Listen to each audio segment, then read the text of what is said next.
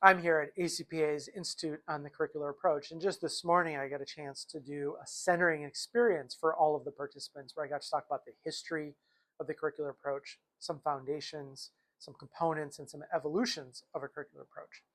One of the things I wanted to share was some ways we can stay unstuck no matter where we are at with our curricular approach. We have folks here who are considering it, folks who are launching, and folks who are building, and folks leading at many years out at strategic directions. So today I want to share 16 tips for how you can stay unstuck with your curricular approach. We'll keep that broken down into launching, building, and advancing.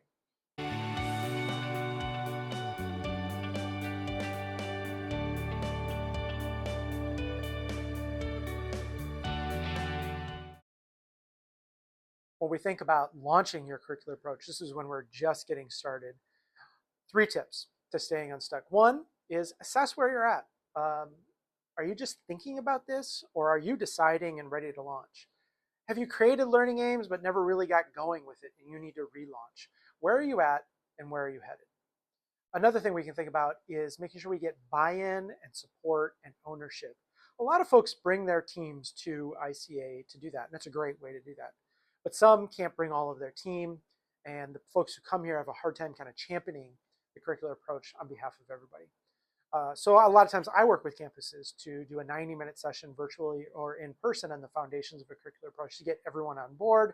And then from there, we go into launch and do their dig and create their learning aims and then begin to create educational plans, assessment, and so on. So whether you're using ICA or a campus-based way, make sure that you're getting buy-in, support, and ownership. And the third tip for staying unstuck at the launch phase is make sure you don't spend forever refining, critiquing, analyzing your learning aims. You want to do a great dig. You want to do that efficiently and come up with your ed priority, your goals, your outcomes, your narratives, and your rubrics.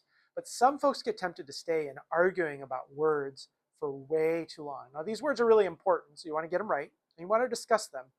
But you can't take months or years debating between wellness or well-being, debating whether it should be community or community engagement, deciding whether conflict resolution should be in community or in our relationship learning goal.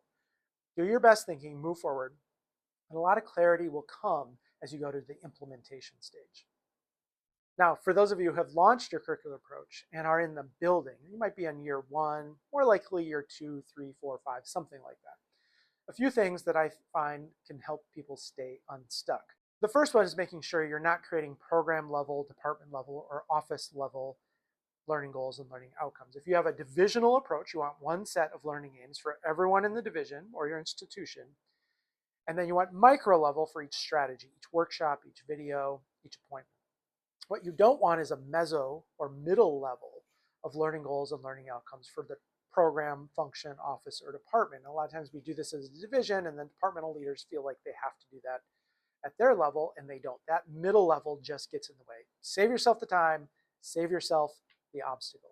The second way we can stay unstuck is don't stop at learning aims. Learning aims are great. They provide our collective, co-created, shared vision, but then we need to create educational plans to help us get there. Just having learning aims and not doing your educational plan is like having a mission, vision, values retreat and then never doing the implementation. It's just words on a page, looks great, but you're not moving things forward. So don't stop at learning aims, move into the educational plans. Another way that people get stuck is they jump into facilitation guides before they've really done their educational plans. Now, educational plans are like the syllabi for the course. We map out the whole course, the whole function, sequencing, what are our strategies, what are the learning outcomes we're working on. Once we've done all that mapping and sequencing especially, then we can jump into facilitation guides. But some of us jump to facilitation guides too soon because it's concrete and we're executors and we like the day-to-day, and it certainly is at that level. But if you don't do the big picture thinking before you move into the day-to-day, you can waste a lot of time, energy, and effort creating facilitation guides that you're going to use in a completely different way or maybe not use at all. So make sure you work on your educational plans, think about the big picture, and then get to your facilitation guides. Another way to stay unstuck is remembering that this is a lens to your work, not in addition to your work. All of us are too busy. We don't need another thing to add to our plate. This is something that actually is our plate. Our colleague Erin Simpson at the University of Oklahoma talks about a curricular approach being the plate that helps organize what's on your plate. Let this be a new lens to your work, not in addition to your work. And be sure you're letting go of ego. your own ego, and also your office and department ego. When we're focused on our ego, a curricular approach, assessment, review, all of these things can be frightening and scary. We might find out we messed up. But when we're truly student-centered, we let all of that go and really get focused on students. And then all of those things, assessment, feedback, review, is really exciting because it helps us learn how to do better for our students. We can also go slowly and imperfectly and learn. Sometimes it's tempting to put your curricular approach on hold for a global pandemic or a change in leadership, or we've got a whole bunch of new positions, or the new president just launched a new strategic plan. And there's always one of these things happening. And so don't stop, don't pause, don't take a time out on your curricular approach. You might slow things down. You might go very, very slowly. But as long as you're moving forward in some cadence, you're going to learn a lot, you're going to keep some momentum, and then when you really are ready, you're going to be off and running. Whereas folks who really take a pause or a time out, they have to go back and restart all over again.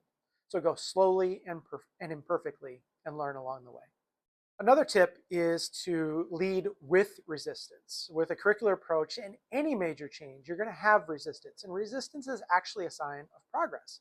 If we weren't making progress, if things weren't shifting, if they weren't changing, then there wouldn't be any reason for there to be resistance. But many of us have resistance to things that are new because we as humans love what we're familiar with. And so when that resistance comes up, don't feel like you failed or messed up or made a horrible mistake. This is a part of the process, and engage with it. And I really recommend unbraiding that resistance. Resistance often looks like one thing, but the roots behind why people are resistant might be many different things. They might not be confident they can do this. They might not have the competence. They might not have the tools, the terminology, or the technology, or the skills to do this. They might honestly not have the time. Now, everybody says they don't have the time, and some people are procrastinating, and some that's really true. So how can we unbraid the different forms of resistance and lead with it? See it as something to help you move forward in a natural part of your evolution process. Learn from the wilderness. Sometimes our curricular approach is not where we would like it to be, and we end up having a goal or an outcome, and people are just doing whatever. We say to student leaders or student employees, say, this is the goal, this is the outcome, whatever you think, just do whatever you think is best. That's not really a curricular approach, but that's sometimes where we're at. And what is helpful if you're in that wilderness where things are just going on is to pay attention. What is working? What is not working? And ideally, after a year of student staff really innovating and coming up with some great ideas and some terrible ideas, you can narrow that down to maybe 7 or 8 different options that people get to choose from next year. This is what we did last year. Here are some good options, kind of a menu to choose from. Then hopefully the next year you find that there's 2 or 3 of those that work way better than others. And maybe the next year there's one that really is having a greater impact from the assessment of student learning and the staff feedback. And that's the one you want to systematize in your true curricular approach. And finally, learn from all 3 levels of leadership. You want to make sure you have a champion. This might be your vice president or other leader who is championing a curricular approach at every meeting, moment throughout the year. They're speaking about it, they're championing it. And then you want what I call air traffic control, which usually are about 3 people who are not doing all of the curriculum, but they're making sure that everybody else is doing. They're setting a schedule, setting timelines, setting assessment, letting people know when they're past a deadline, holding people accountable. This air traffic control is at the strategic level, making sure that everything strategically is moving along. And then you want a level of leadership at the functional level. This is often your associate director of a department. It's kind of the internal leader. Sometimes it's a director, but it's the internal leader of the organization who helps that office, program, or department make sure that their curricular approach is humming along. They're building this part, adding these parts, doing their assessment, learning from it, looking at what just happened, looking at what is about to happen, and continuing to move that. So make sure you have a champion, strategic level, your air traffic control, and your functional level, your internal leader in your office, unit, or department. 4 more tips for staying unstuck, and these are really for the advanced people. So if you're just getting started, ignore these. They're going to be too much too soon and more than you're ready for. The first tip is to clarify the different curricular approach products, processes, and mindsets. Sometimes this all gets braided together, particularly here at the Institute, where we're really trying to give a lot of information in a short amount of time. But separate out what are the processes we need to be following, what are the products we're going to be creating, and what are the mindsets we need to move our organization to as we move to a learning organization. The second one is don't let your curriculum get in the way of your curricular approach. A curricular approach is a systemic way of thinking about student learning, clear outcomes, and aligning our day-to-day actions. Sometimes we become so in love with our educational plan, with this facilitation guide, with this event, with this process, that we become wedded to that rather than the big picture approach. So don't let your curriculum get in the way of leading and thinking and reassessing through a curricular approach.